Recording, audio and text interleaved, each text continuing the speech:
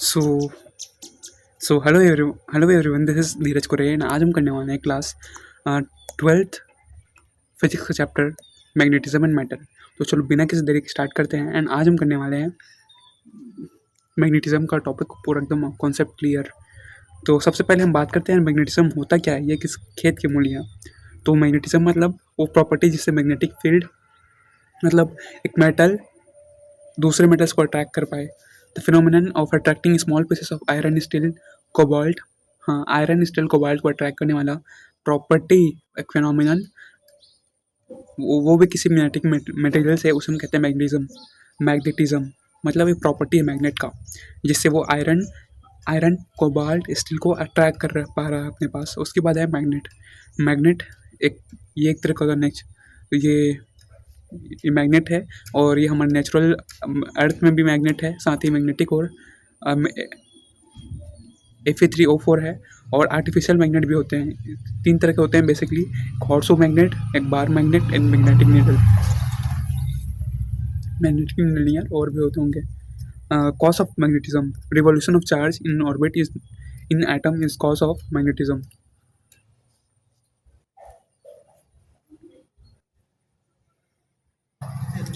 तो यार जो हमारा रिवॉल्यूशन ऑफ चार्ज है, मतलब चार्ज का रिवॉल्यूशन किसी ऑर्बिट के अराउंड, किसी एटम का ऑर्बिट के अराउंड, वो हमारे रीजन है मैग्नेटिज्म का।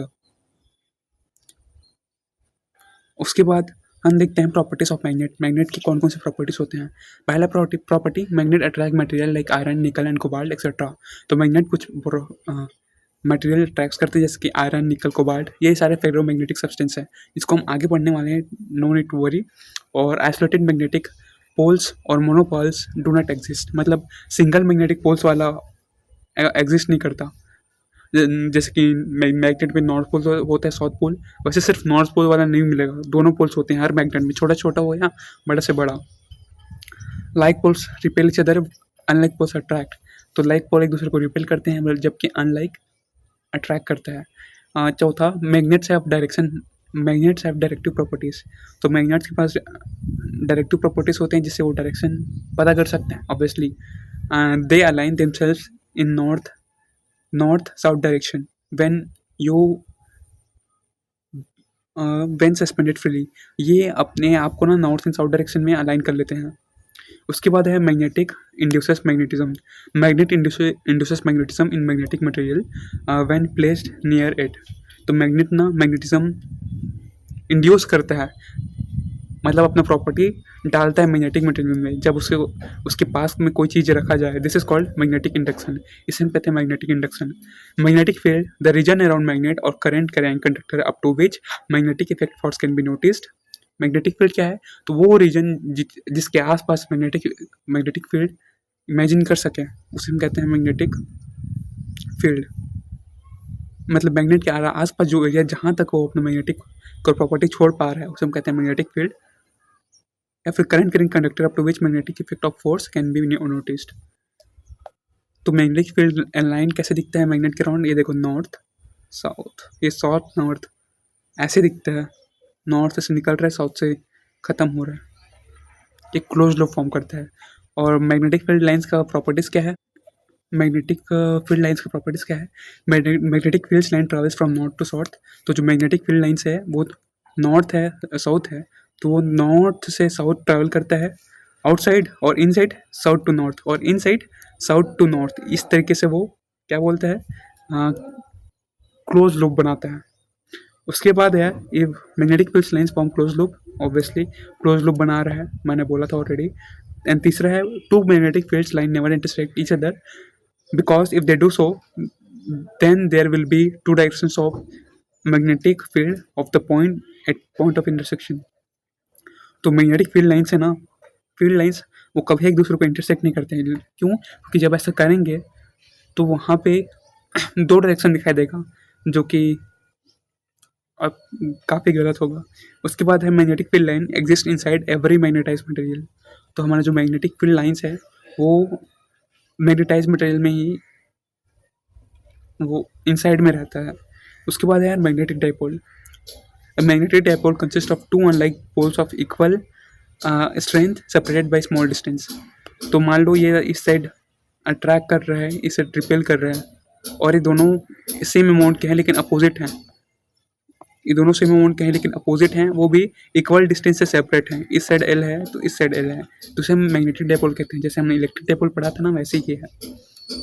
उसके बाद है magnetic dipole moment. It is product of pole strength of either pole and magnetic length of magnet. It is represented by M. तो मैग्नेटिक डायपोल क्या है? ये प्रोडक्ट है पोल स्ट्रेंथ का इधर पोल में से या फिर मैग्नेटिक लेंथ में से मैग्नेट का। इसे कैपिटल एम से रिप्रेजेंट करते हैं।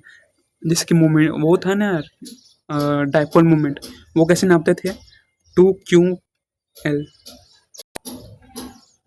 इसका फॉर्मूला नीचे दिया हुआ है, देखेंगे। और हमारा जो मैग्नेटिक लेंथ है वो 5/6 है जियोग्राफिक लेंथ का। हाँ, जैसे कि ये देखो इलेक्ट्रिक, दो सबका कंपैरिजन देखने वाले इधर। ये रहा हमारा मैग्नेटिक डायपोल, दो सेपरेट, अब दो equal and opposite charge 2L distance से सेपरेटेड है। सिमिलरली मैग्नेटिक डायपोल दो इक्वल एंड अपोजिट हैं, साउथ एंड नॉर्थ, और वो भी दो बराबर लेंथ से सेपरेटेड है। इलेक्ट्रिक डायपोल मोमेंट कैसे नापते थे? Charge into distance which is Q into 2L। Direction from negative to positive. Similarly magnetic dipole कैसे नापेंगे? Pole strength which is M into distance, M into 2L।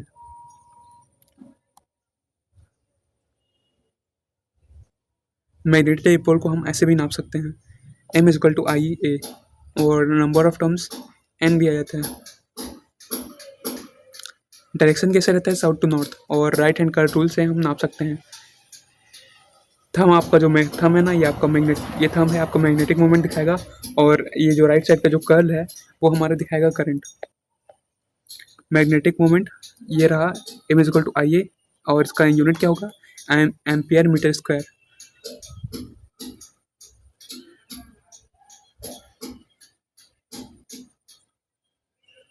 Note when a bar magnet is cut into 2 equal pieces. Bar magnet का कुछ properties दिया हुआ है। तो जब एक बार मैग्नेट को कट करते हैं पीसेस पे, 2 इक्वल पार्ट में, along its length it pole length become half.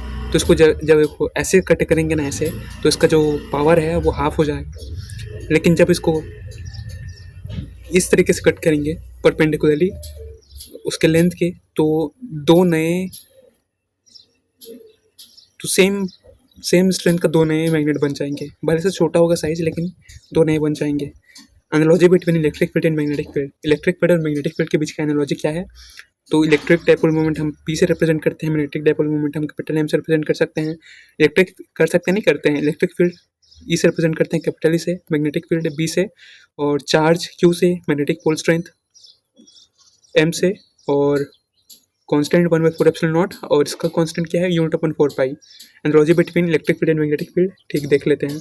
तो इलेक्ट्रिक फील्ड एक पॉइंट में क्या होता था? KQ upon R square. K का वैल्यू 1/4 एप्सिलॉन नॉट, ठीक, और B आइसोलेटेड का यूनिट अपॉन 4 पाई MR स्क्वायर, इस पॉइंट का।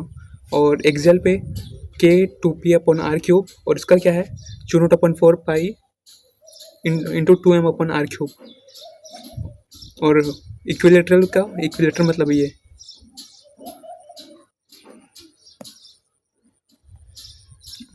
इसका K P अपन R क्यूब, और इसका unit upon 4 pi MR cube.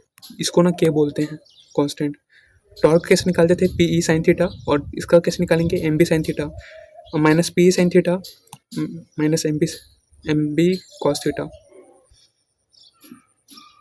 Torque on magnetic dipole in magnetic field. उसके बाद है यार हमारे कुछ टॉपिक्स जो इम्पोर्टेंट है।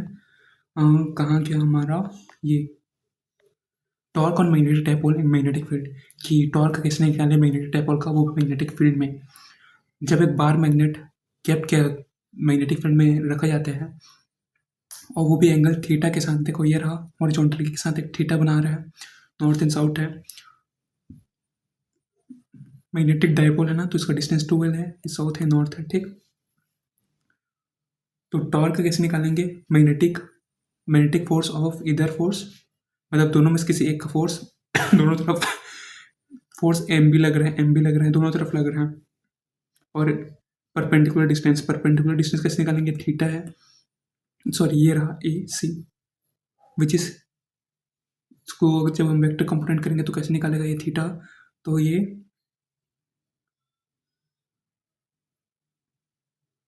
2l cos थीटा और ये 2l sin थीटा।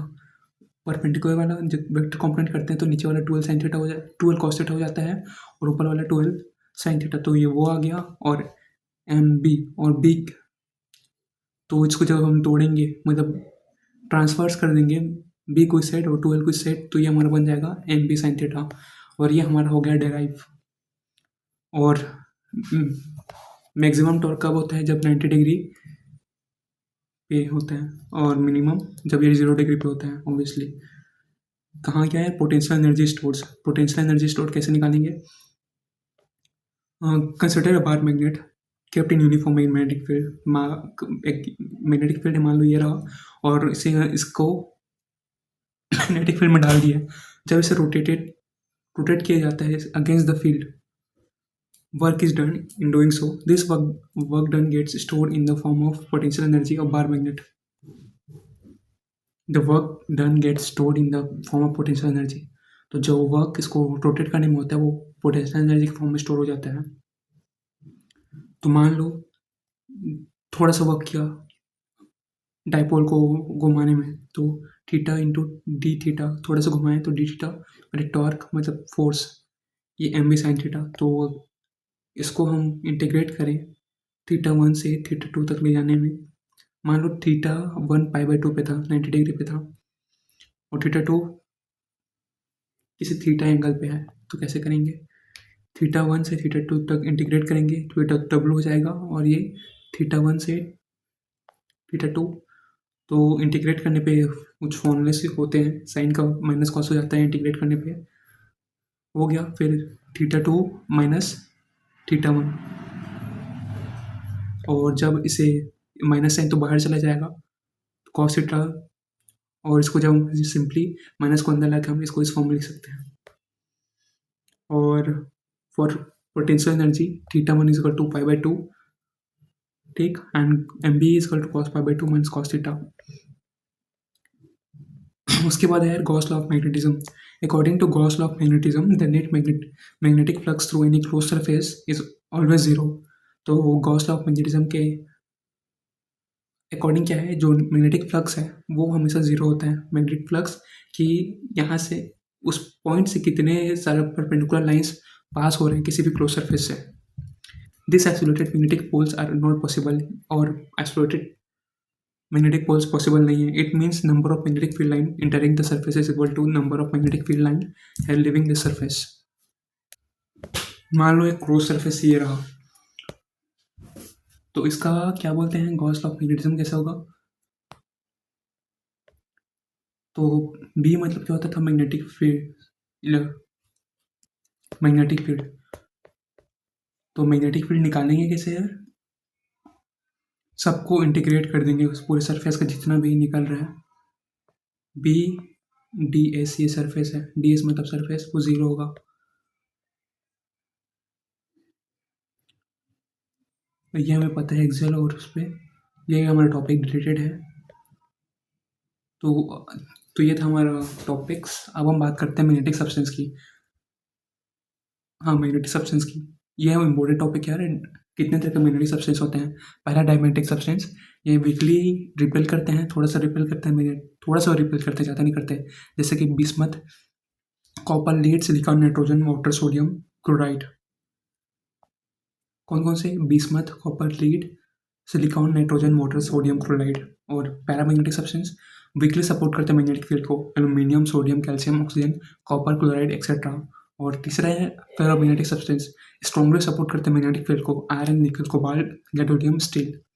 उसके बाद है डायमैग्नेटिक सब्सटेंस। डायमैग्नेटिक सब्सटेंस वो सब्सटेंस होते हैं इन विच individual atoms, molecules, ions does not possess any net magnetic moment on their own. Diamagnetic substance वो होते हैं जो थोड़ा सा रिपेल करते हैं यार, थोड़ा सा ही बस मैग्नेटिक मोमेंट रहता है इनके अंदर। When such substances are kept in external magnetic field, they get quickly magnetized and opposite direction to the magnetic field. इसको जब बाहर में रखा जाता है मैग्नेटिक फील्ड कह रहा हूँ, थोड़ा सा और मैग्नेटाइज हो जाते हैं और थोड़ा सा रिपेल करते हैं अपोजिट डायरेक्शन में। Obviously electrons are found in pair and in opposite direction, thus they cancel each other. तो इलेक्ट्रॉन्स पेयर्स में पाए जाते हैं, वो अपोजिट डायरेक्शन में, इसलिए कैंसिल कर देते हैं एक दूसरे को। उसके बाद है magnetic moment, M is equal to I A. Susceptibility सब देखने वाले हैं यार इधर। Diamagnetic substance align themselves perpendicular to the magnetic field. Magnetic field के परपेंडिकुलर अपने आप को अलाइन कर लेते हैं। When diamagnetic substances are kept in non-uniform magnetic field, it tries to move from stronger to weaker side. जब magnetic field में इसे रखा जाता है, नॉन यूनिफॉर्म मैग्नेटिक फील्ड में रखा जाता है, तो इसे स्ट्रॉन्गर टू वीकर तरफ ही जाना की कोशिश करता है। Magnetic field lines are weakly repel. Diamagnetic substance है ना, तो मैग्नेटिक फील्ड लाइन्स इससे थोड़ा ही रिपेल होता है। और रिलेटिव परमेबिलिटी कितना होता है इसका, लेस देन 1। और सस्पेक्टेबिलिटी, परमेबिलिटी का मतलब क्या होता है कि ये मेजर करता है कि कोई सब्सटेंस कितना जल्दी मैग्नेटिक फील्ड को अपने अंदर से पास होने दे रहा है। और सस्पेक्टेबिलिटी मतलब कितना ज़्यादा कोई मटेरियल मैग्नेटाइज हो रहा है, कितना ज़्यादा ताकतवर बन रहा है। मतलब यार परमेबिलिटी कि किसी चीज़ का एबिलिटी बता रहा है, एंड सस्पेक्टेबिलिटी उसका एबिलिटी कितना है ये बता रहा है। आगे तो इसका डेफिनेशन दिया हुआ है। इसका परमेबिलिटी लेस देन 1 होता है कि ज़्यादा बहुत कम मैग्नेटिक फील्ड लाइन्स को अपने अंदर से अलाउ होने देता है। और सस्पेक्टेबिलिटी इसका कम होता है। और पर पैरामैग्नेटिक सब्सटेंस मीडियम साइज के होते हैं, मतलब मीडियम लेवल के होते हैं। Has non zero dipole moment, ये वीकली मैग्नेटाइज होते हैं डायरेक्शन ऑफ मैग्नेटिक फील्ड के। X same is into 1/t। और इसका प्रॉपर्टीज क्या है, paramagnetic substance align themselves parallel to the magnetic field. ये पैरेलली अपने आप को अलाइन कर लेते हैं मैग्नेटिक फील्ड के। When paramagnetic substance are kept in non uniform motion on non uniform magnetic field, it tries to move from weaker to stronger field. तो जब इसे नॉन यूनिफॉर्म मैग्नेटिक फील्ड में रखा जाता है, तो ये अपने आप को वीकर टू स्ट्रॉन्गर फील्ड की तरफ मूव कराने का कोशिश करता है। देन है magnetic field lines are weakly attracted by paramagnetic substance. तो मैग्नेटिक फील्ड लाइन्स है ना, वो वीकली अट्रैक्ट होते हैं पैरामैग्नेटिक सब्सटेंस की तरफ। उसके बाद है इसका रिलेटिव परमेबिलिटी, मतलब अपने अंदर से मैग्नेटिक फील्ड लाइन्स को पास करने का शक्ति थोड़ा सा ज़्यादा रहता है, ग्रेटर देन 1। एंड सस्पेक्टेबिलिटी इसका पॉजिटिव रहता है। और सस्पेक्टेबिलिटी मतलब कितना ज़्यादा मैग्नेटिक फील्ड मैग्नेटाइज हो रहा है, इसका एबिलिटी मैग्नेटिक बनने का। तो varies inversely proportional to temperature, temperature के इन्वर्सली प्रोपोर्शनल होता है susceptibility. X M equal to C T. Ferro, उसके बाद है फेरोमेट्री सब्सटेंस। ये सबसे स्ट्रॉन्ग सब्सटेंस होते हैं, इनके अंदर नॉन जीरो डायपोल मोमेंट होता है। ये स्ट्रॉन्गली मैग्नेटाइज होते हैं, मतलब यही सबसे जल्दी मैग्नेटाइज होते हैं, जैसे कि आयरन हो गया ना, वो सब। ये सस्पेक्टेबिलिटी का फार्मूला है, ये फेरोमैग्नेटिक सब्सटेंस का फार्मूला। और strong magnetize in the direction of external magnetic field, सबसे ज़्यादा अट्रैक्ट होते हैं मैग्नेट से। They have tendency to move from weaker to stronger field. Obviously weaker to stronger field तक मूव करने की एबिलिटी होती है, जैसे कि वीक फील्ड में रहता है, लेकिन जैसे कोई मैग्नेट इसके पास रहता है खींच लेता है अपने आप, मतलब स्ट्रॉन्ग की तरफ चला जाता है ना। Relative permeability is very much larger than 1। इसका जो रिलेटिव परमेबिलिटी है वो बहुत लार्जर है एक से। एंड सस्पेक्टेबिलिटी सबसे ज़्यादा है। On increasing temperature susceptibility of ferromagnetic substance decreases. जैसे इसका टेम्परेचर बढ़ाते हैं, जो फेरोमैग्नेटिक सब्सटेंस है ना, वो डिक्रीज हो जाता है। At certain temperature ferromagnetic substance changes into paramagnetics. और कुछ टेम्परेचर पे जो फेरोमैग्नेटिक सब्सटेंस है ना, वो पैरामैग्नेटिक बन जाता है। और इस ट्रांजिशन को बोलते हैं हम क्यूरियस टेम्परेचर। और इसका क्यूरियस टेम्परेचर 1000 केल्विन है भाई, बहुत ज़्यादा है। सबको एक बार समरी कर लेते हैं। Property, magnetic moment diamagnetic zero होता है, इसका नॉट जीरो, इसका भी नॉट जीरो। मैग्नेटिक सस्पेक्टेबिलिटी इसका बस नेगेटिव होता है, और बाकी सबका पॉजिटिव। स्मॉल वैल्यू रहता है पैरामैग्नेटिक का, लेकिन इसका ज़्यादा वैल्यू फेरोमैग्नेटिक का। और रिलेटिव परमेबिलिटी इसका 1, और इसका ज़्यादा, इसका बहुत ज़्यादा। इफेक्टिव टेम्परेचर इसका कोई इफेक्ट नहीं होता, इन्वर्सली प्रोपोर्शनल है, इन्वर्सली प्रोपोर्शनल। बट कुछ सर्टेन पॉइंट के बाद ये पैरामैग्नेटिक बन जाता है। कौन? अपना ferromagnet. Motion of substance move towards weak field, weak magnetic field की तरफ मूव होता है, स्ट्रॉन्ग फील्ड की तरफ, ये भी स्ट्रॉन्ग मैग्नेटिक फील्ड की तरफ। ये थोड़ा सा बस स्ट्रॉन्गली रिपेल करता है मैग्नेटिक फील्ड लाइंस को, ये वीकली रिपेल करता है, और ये स्ट्रॉन्गली अट्रैक्ट करता है अपने तरफ फेरोमैग्नेट।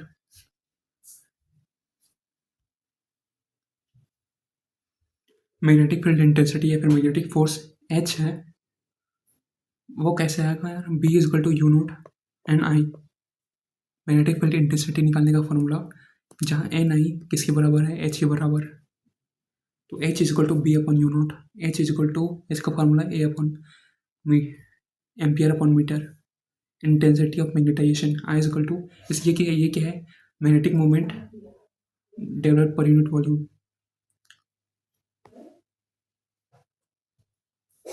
और ये क्या है, it is the ratio of magnetization intensity on applying magnetic force.